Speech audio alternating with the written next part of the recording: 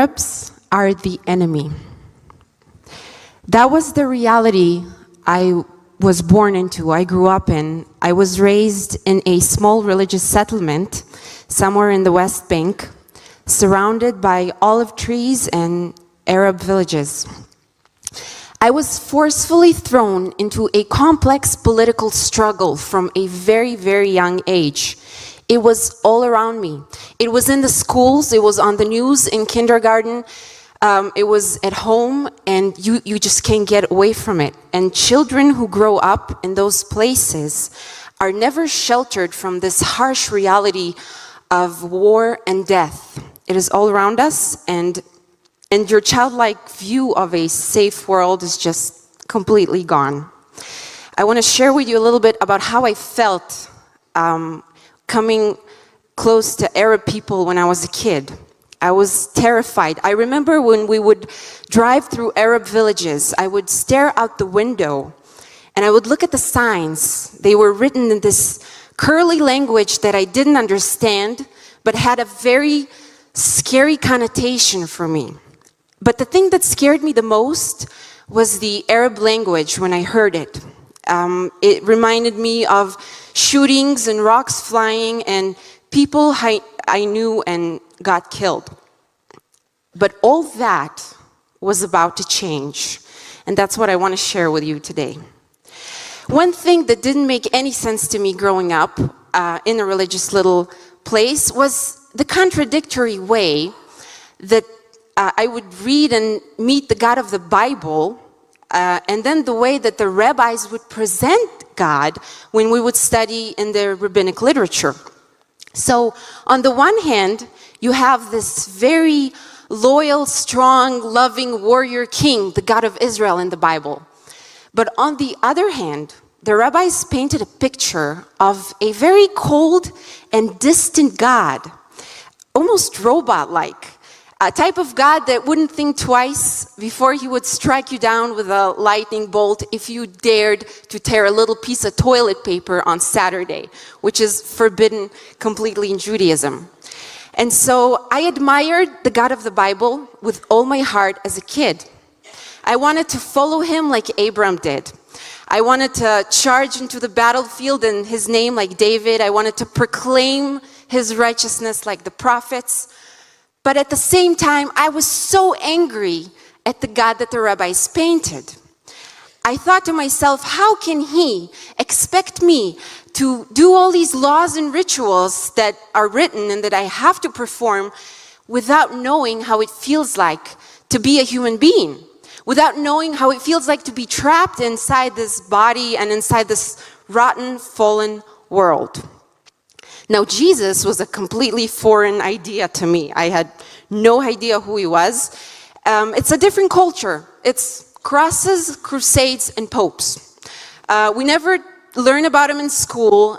We kind of forcefully ignore his existence in a way. We never acknowledge him as one of our own. And, sorry, just a little... So we moved out of the little settlement I lived in, and I realized that I don't want to live in this fake little game that I was playing, pretending that everything was okay and I was fulfilling the law. So as a teenager, I decided that I respect God too much and I fear him too much, and I'm just going to leave religion. But God was still there somewhere as this distant character or, a name you call out in times of trouble. So back to the idea of Jesus in the Jewish mind, we would never even consider following him. Because for us, it will feel like a betrayal of the God of the Bible, the God of Israel, that even though it's kind of distant from us at the moment, still has this really strong grip in every Jewish heart. And this weird, paradoxical loyalty that we feel towards him creates this barrier between Jesus and his people. Now, that same exact barrier crashed down to the ground with me the first time I opened chapter 53 in the book of Isaiah. We call it the forbidden chapter. We're not allowed to talk about it or to ask questions about it. We just skip it. The first time I read it, something happened. I recognized him, I saw him, and all my questions were answered at that same second. And I realized that he knew what it was like to be a human. He knew exactly, and he made a way for us to get to him because we couldn't do it by ourselves. Sorry. And that moment when it happened, I started seeing the world through Jesus's eyes. Everything was different, like a blank page. My life just completely changed, and I wanted to know more. I wanted to learn more about him. And so I signed up to study at the One for Israel Bible College that we have. And I want to share with you the first time I sat in the chapel. They had a worship service, and they started singing a song in Arabic. And I sat there, and I remember every note that they played took off layers and layers of fear, hate, pain, war, everything that was just choking me. Every note that they played and every word that they said in that same language that terrified me to death a few years before sounded like the most beautiful thing in the world to me. And that, my friends, is the power of the gospel. It has the power to clean and heal and make us new again.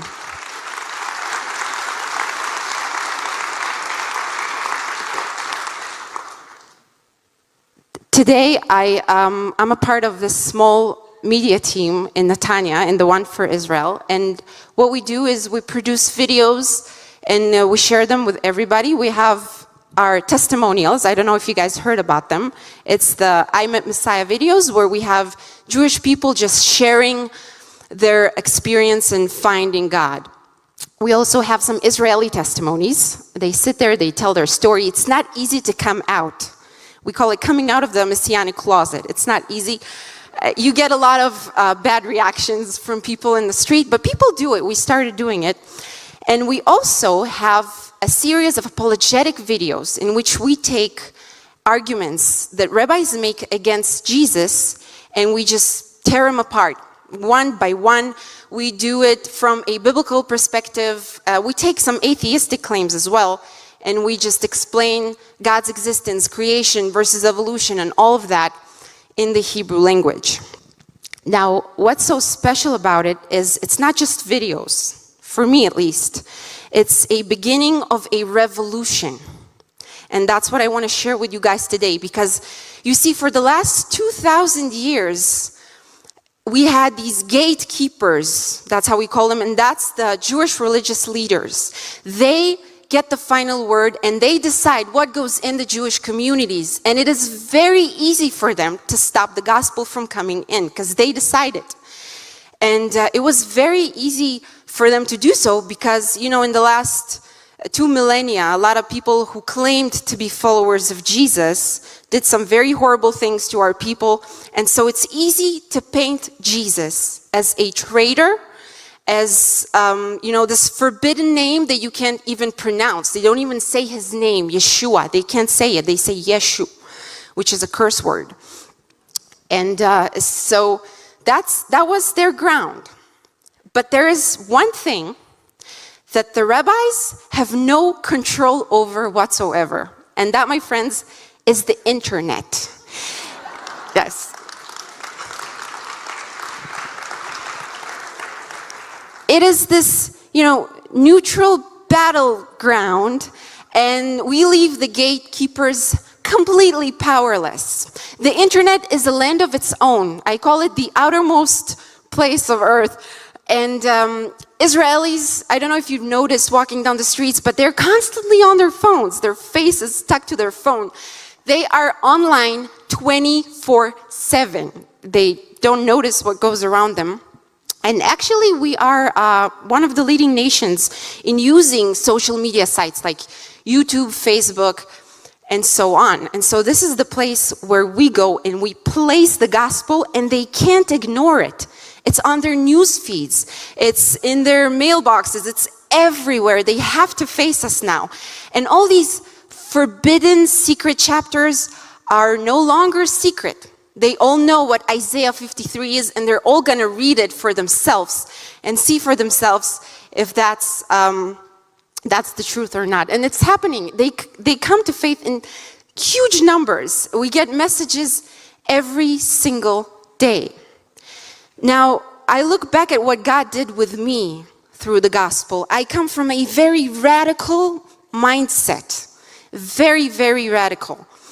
And if God was able to change my point of view, today I love my Arab brothers and sisters. I pray for Muslims for their salvation every single day. I see them through Jesus' eyes. And I believe that if we bring the Israelis to faith, if they will see the world through Jesus' eyes, they would love the Arabs as well. So we believe that the best way to bless Israel is with the gospel.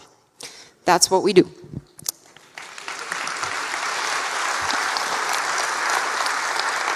I want to share with you, first of all, it's not easy to say these things to the Israelis. They're pretty mad at us. The leaders, the religious leaders, want to stop us every way they can. So what they do, they would tell their followers that we are blasphemers, that we try to steal Jewish souls. That's our purpose. And they would send death threats to us and to our families. But we don't consider them the enemy, even though they consider me and us and the whole team the enemy. We see them as broken, lost people that simply need the love of Yeshua in their life. And once they will find Jesus, they will find this peace. And that would be the same peace that would finally break this barrier, like the veil that was ripped between Jews and between Arabs. So that's our mission in what we're doing. But some of the reactions are good. You would not believe some of the people actually like us. I want to share with you this really short story. One time we got a message from this Israeli guy. He writes down, "Please come and pray for my kid, he's dying." We never got that type of message before. It's usually curses. And so apparently this guy, Israeli guy, used to watch our videos for a while. He wasn't a believer yet. And his son was dying with cancer. His son's name is Stav. He's a cute little 3-year-old kid. And the treatments caused a flesh-eating bug to hurt his eyesight. He was completely blind. And the doctor said that you have to do this operation on the kid or else he dies. But the father wanted to put his faith in God and he didn't go forth with the operation. He called a lot of rabbis to come help him and pray for the kid. Most of them turned him down. They didn't want to go, or they asked for these really huge sums of money that he didn't possess. So when he contacted us, me, Eitan, and Moti, the 3 people you'll see in the videos, went down to the hospital and we prayed with them and their families, and his family. And I got to play a little bit with little Stav. We became friends. You know, he couldn't see, but apparently you don't need eyes to play. It's like this universal language. And that was it, and we left. And 3 days later, the doctors called in the family and they said that the cancer was gone and that no operation was needed. But that is only the beginning of the miracle. That's just the small part. Because what happened later was his brother Jacob, who used to be really much against us, he would argue with him about our videos and how bad they are, he came to faith. And then their sister came to faith, and their mother, and the whole family dedicated their lives to Jesus.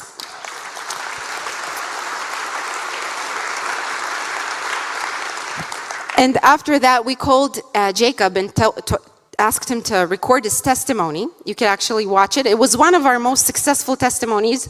It got more than 500,000 views. I wanted to say 500 million, that's too much. 500,000 views in total. And just so you grasp the numbers, Israel has 8 million citizens, plus minus. Our Hebrew-speaking videos got more than 18 million views in total. And in total, all around the world, we have more than 68 million views. So people are watching this stuff. Things are happening. And by the way, today Jacob is one of the leaders in a congregation in Ashdod. So I get to witness from, the front row how, God is transforming the Israeli people. And I even get to take part in it, take an active part. And that is an experience that leaves, a wretch like me completely humbled. And even just standing here tonight before you guys, as you can see, I was pretty nervous, but I really wanted to share this with you so you know what's happening, because it is hopeful and things are happening. And this is, we talk about prayer all the time, and I have a prayer request from you guys. I ask you to pray for a true spiritual revival in this country, with the Israelis, with the Arabs. And I just ask that the name Yeshua will no longer be a curse word on the Jewish tongue, but it will be said in the same breath as the God of Israel, who he is. Yeshua is making aliyah, okay? He's no longer a foreign idea, and his name is Yeshua again.